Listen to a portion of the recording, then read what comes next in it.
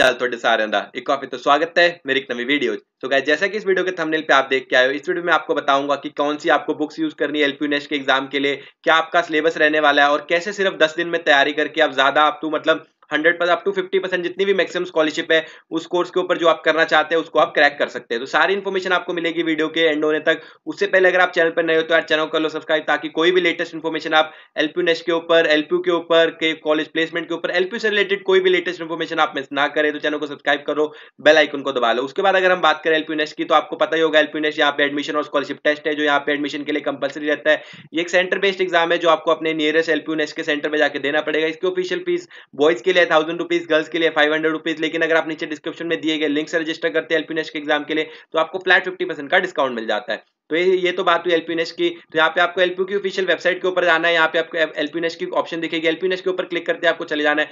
सबसे पहले हम बात कर लेंगे एलपीयू नेस्ट के सिलेबस की। तो यहाँ पे आप देख सकते हैं कि एलपीयू नेस्ट के जो सेंटर्स है वो कहाँ पे, एलपीयू नेस्ट के जो सेंटर्स है वो 28 स्टेट्स में, 8 यूनियन टेरेटरीज में, 200 से ज्यादा सिटीज में एलपीयू नेस्ट के जो है सेंटर्स। तो यहाँ पे आपको अपना कोर्स ढूंढ लेना है, जिस भी कोर्स में यहाँ पे आप एडमिशन लेना चाहते हैं उसके लिए आप यहाँ पे आप देख सकते हैं आगे, ठीक है। जैसे हम यहाँ पे बात कर लेंगे बीटेक की, तो यहाँ पे हम बीटेक के ऊपर क्लिक कर लेंगे। यहाँ पे सबसे पहले आपको सिलेबस कैसे देखना है, तो आप जिस भी कोर्स के ऊपर जाना चाहते हैं उस कोर्स के ऊपर यहाँ पे क्लिक कर सकते हैं। जैसे कि अगर हम बात करें यहाँ पे बीपीटी की, अगर मुझे यहाँ से बीपीटी करनी है तो मैं बीपीटी के ऊपर क्लिक कर लूंगा। बीपीटी के ऊपर क्लिक करते यहाँ पे इन्फॉर्मेशन में जाऊंगा, इन्फॉर्मेशन में जाते मुझे यहाँ पे सिलेबस देखने को मिल जाएगा। तो सिलेबस देखने से पहले एक इंपॉर्टेंट चीज आप देख लीजिए, वो रहेगा आपका क्वेश्चन पेपर पैटर्न, कि आपका क्वेश्चन पेपर पैटर्न क्या रहने वाला है। तो जो लोग यहाँ से बीपीटी करना चाहते हैं उनके लिए जो एग्जाम रहने वाला है 150 मिनट्स का रहेगा, मतलब 2.5 घंटे का रहेगा, 150 मिनट्स का एग्जाम रहने वाला है। उसके में मल्टीपल चॉइस क्वेश्चन आएंगे सारे। जो सब्जेक्ट्स आपके रहने वाले हैं वो रहेंगे English, physics, chemistry, mathematics, biology, horticulture, crop production. इनमें से आपको क्या चूज करना है, आपके पास दो ऑप्शन रहती है, या तो आप इधर चूज कर सकते हैं इंग्लिश, फिजिक्स, केमिस्ट्री, मैथमेटिक्स और इंग्लिश,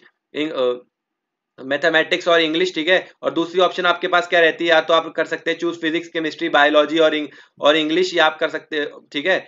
और उसमें से यार इनमें से आप कोई एक सब्जेक्ट चूज कर सकते हैं, इंग्लिश, क्रॉप प्रोडक्शन है, हॉर्टिकल्चर। तो इनमें से आपको यहाँ पे पहले अपने सब्जेक्ट सिलेक्ट कर लेने की कौन से सब्जेक्ट के बेसिस के ऊपर आपको एग्जाम देना है। उसके बाद यहाँ पे आप सिलेबस वाले सेक्शन में जाएंगे, ठीक है। सिलेबस वाले तो जिस भी तरह आपका, जैसे आप बीटेक का देखना चाहते हो तो यहाँ पे क्वेश्चन पेपर पैटर्न में चले जाएंगे। क्वेश्चन पेपर पैटर्न में जाके सबसे पहले आपको देख लेना है कि आपका क्वेश्चन पेपर पैटर्न रहने वाला, आपके जो सब्जेक्ट्स रहने वाले physics, mathematics, chemistry, biology, aptitude, English में से आपके पास ऑप्शन रहने वाली, या तो आप बायोलॉजी चूज कर सकते हैं, मैथमेटिक्स चूज कर सकते हैं। जिनके पास मेडिकल होगा वो बायोलॉजी चूज कर लेंगे, जिनके पास नॉन मेडिकल होगा वो मैथमेटिक्स चूज करेंगे। टोटल आपका 400 मार्क्स का एग्जाम हो जाएगा, ठीक है। 2.5 घंटे का एग्जाम होगा, एमसीक्यूज क्वेश्चन आएंगे सारे। क्वेश्चन कितने क्वेश्चन, 1 मार्क्स क्वेश्चन कितने एक क्वेश्चन 4 मार्क्स का होगा। टोटल कितने क्वेश्चन आएंगे 25 फिजिक्स के। ऐसे करके आप पूरा पैटर्न देख सकते हैं। उसके बाद आपको सिलेबस के ऊपर क्लिक कर देना है, तो आपको सिलेबस है जो पूरा डिटेल में देखने को मिल जाएगा। बायोलॉजी का ये सिलेबस रहने वाला है, वैसे आपको यहाँ से सिलेबस ज्यादा देखने की जरूरत नहीं है। पूरा आपका जो 12th का सिलेबस रहने वाला है एनसीईआरटी का वही सिलेबस रहेगा। तो आपका जो यहाँ पे सिलेबस है वो कहाँ पे है, एनसीईआरटी से सिलेबस है। तो बात आती है कौन सी बुक्स मुझे यूज करनी चाहिए एलपीयू नेस्ट के एग्जाम के लिए, तो आपको एनसीईआरटी की ही बुक्स यूज करनी है। कोई भी एक्स्ट्रा बुकलेट या कुछ भी खरीदने की जरूरत नहीं है, आपको एक्स्ट्रा कुछ पैसे देने की जरूरत नहीं है। जो आपको सिर्फ आपके 12th की एनसीईआरटी है वही पढ़नी है बहुत अच्छे से। जितना उसमें सिलेबस है वो सारा आपको पढ़ना पड़ेगा। अगर आपने अभी 12th का एग्जाम दिया तो आपके लिए एलपीयू नेस्ट का जो एग्जाम है वो क्लियर करना बहुत आसान होगा, क्योंकि सारा आपके 12th के सिलेबस में आने वाला है। तो आपको क्या करना है, जो आपने 11th और 12th में सिलेबस पढ़ा है वो सारे नोट्स जो आपने स्कूल जाते हुए बनाए या ट्यूशन पे जाके बनाए वो सारे आपको बहुत अच्छे से पढ़ने हैं। उसके बाद एनसीईआरटी की बुक्स को आप सारे अच्छे से पढ़ें। जो वहां पे छोटी छोटी बातें हैं ना, जो टिक मार्क वाले क्वेश्चन है वो सैंपल क्वेश्चन से भी दिखाता हूं, वो सब बातों पे आपको ध्यान देना है, वो पढ़ने हैं। तो आपने यहाँ पे बायोलॉजी का सिलेबस ये है, केमिस्ट्री का ये सारे लिंक्स वगैरह मैं डिस्क्रिप्शन में दे दूंगा जहां पे आप जाके देख सकते हैं।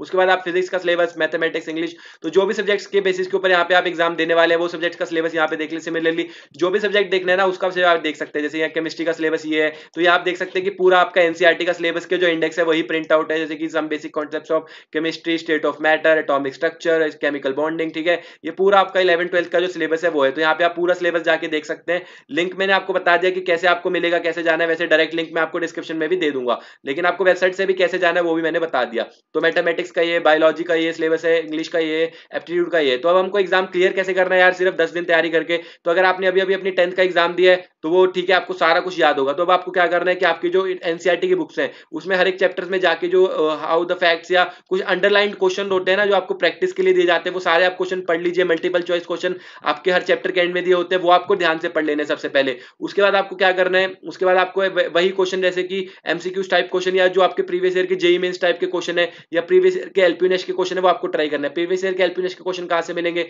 वो आपको इन्फॉर्मेशन में जाना है। यहाँ पे प्रीवियस ईयर के सैंपल पेपर क्लिक करेंगे तो आपको यहाँ पे एक पेपर बिल्कुल फ्री में मिल जाएगा, जिसको आप यहाँ से डाउनलोड कर सकते हैं। उसके बाद अगर आप रजिस्टर कर लेंगे, रजिस्टर करने के बाद आपको बाकी पिछले 2 साल के जो पेपर है वो भी मिल जाएंगे। तो यहाँ पे आपके पास ये पेपर खुल जाएगा, ये पूरा पेपर यहाँ पे आप ट्राई कर सकते हैं, ठीक है। तो जब आपने एनसीईआरटी कंप्लीट कर ली होगी तो आपको अपने 12th क्लास के नोट्स पढ़ने हैं, जो आपको ट्यूशन पे टीचर वगैरह ने पढ़ाए होंगे, या इंपॉर्टेंट नोट्स जो ज्यादा इंपॉर्टेंट टॉपिक्स होते हैं वो सारी चीजें आपको ध्यान से पढ़ लेनी है, सभी चीजों के याद कर लेनी है। जो छोटी छोटी चीजें होती है वो आपको ध्यान देके याद कर लेनी है। उसके बाद आपको क्या करना है, उसके बाद आपको ट्राई करने हैं प्रीवियस ईयर के जो जेईई मेंस के क्वेश्चन पेपर्स है थोड़े बहुत वो ट्राई कर सकते हैं, एलपीयूनेट के पेपर ट्राई कर सकते हैं अगर आपके पास टाइम बचा तो। इस इतने में ही आपके अप्रोक्सीमेट 10 दिन हो जाएंगे, और 10 दिन अगर आप ये सब रिवाइज कर रहे हैं, सब कुछ आपके दिमाग में होगा, तो जब आप पेपर देंगे तो आप बहुत इजीली एलपीयूनेट का एग्जाम जो क्लियर कर पाएंगे, क्योंकि एलपीयूनेट का जो एग्जाम का लेवल है वो 12th के लेवल का रहने वाला है। जेईई मेन से 50% आसान रहने वाला है, तो बहुत इजीली आप क्रैक कर लेंगे। दूसरी बात, अगर बच्चे को डाउट आता है कि एलपीयूनेट में कितने एग्जाम आने पे एग्जाम क्लियर हो जाएगा, तो अगर आपके सिर्फ 10, 20, 30 मार्क्स भी आ रहे हैं, एलपीयूनेट का एग्जाम है वो आपका क्लियर हो जाएगा। इससे आपको सिर्फ दिक्कत ये होगी कि जो स्कॉलरशिप है वो आपको या तो जीरो या सबसे मिनिमम स्कॉलरशिप मिलेगी। तो मैं आपको यही कहूंगा, एलपीयूनेट की तैयारी है 10 दिन अच्छे से करें, अच्छे से अपनी सबसे पहले एनसीईआरटी बुक्स कवर करें, सारा सिलेबस अच्छे से पढ़े, उसके बाद प्रीवियस ईयर एलपीयूनेट के क्वेश्चन पेपर अच्छे से पढ़े। आपके पास टाइम बचता है तो उसके बाद आप क्या करें, जेईई मेंस के प्रीवियस ईयर के क्वेश्चन पेपर तैयारी करें। इतनी से तैयारी करेंगे तो 10 दिन के अंदर आप अप टू मतलब 50% मैक्सिमम स्कॉलरशिप हर कोर्स पे होती है, तो उतनी आप ले सकते हैं मैक्सिमम 10 दिन के अंदर सिर्फ तैयारी करके। तो ये मेरी कुछ टिप्स रहेंगी आपके लिए। फिर भी कोई डाउट्स वगैरह नीचे कमेंट्स में पूछ सकते हो। आई होप मैंने सारी इन्फॉर्मेशन एलपीयूनेट से रिलेटेड आपको ऑलरेडी बता रखी है। फिर भी कोई डाउट्स है कमेंट्स में पूछ लेना। मिलते हैं ऐसे अगली किसी वीडियो में, तब तक के लिए बाय बाय।